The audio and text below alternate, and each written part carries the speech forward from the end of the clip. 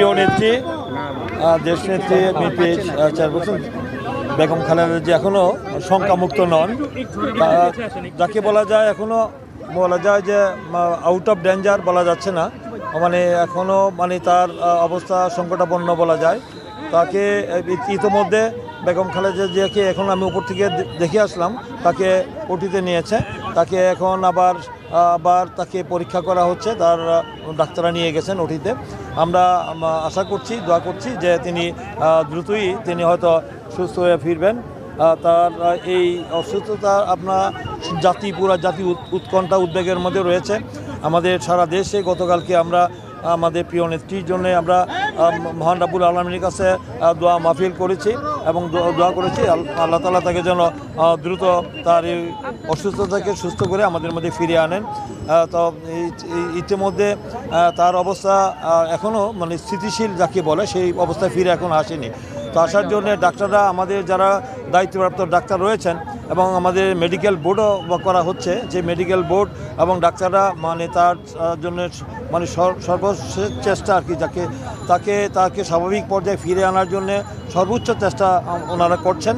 আমরা আশাবাদী যে আমাদের প্রিয় নেত্রীকে আমাদের ডাক্তাররা এবং আল্লাহর অশেষ রহমতে ইনি আমাদের মধ্যে সুস্থ হয়ে ফিরে আসবেন। এই জন্য আমরা দোয়া করছি, আমরা অপেক্ষা আছি এবং আমরা সারা দেশেই আমাদের লক্ষ কোটি মানুষ আমাদের প্রিয় নেত্রীর জন্যে আমাদের মহান রাব্বুল আলামিনকে দোয়া করছেন, তিনি যেন দ্রুত আমাদের মধ্যে সুস্থ হয়ে ফিরে আসেন। তার রোগ মুক্তি কামনায় গতকালকে থেকে আজকে সারা দেশেই দোয়া মাহফিল হচ্ছে এবং তার মিলাদ পড়ানো হচ্ছে যে উনি যেন আমাদের মধ্যে সুস্থ হয়ে ফিরে আসেন। এবং তার জন্য আমরা সবাই অবস্থা অবনতি হয় না, উন্নতি হয়নি।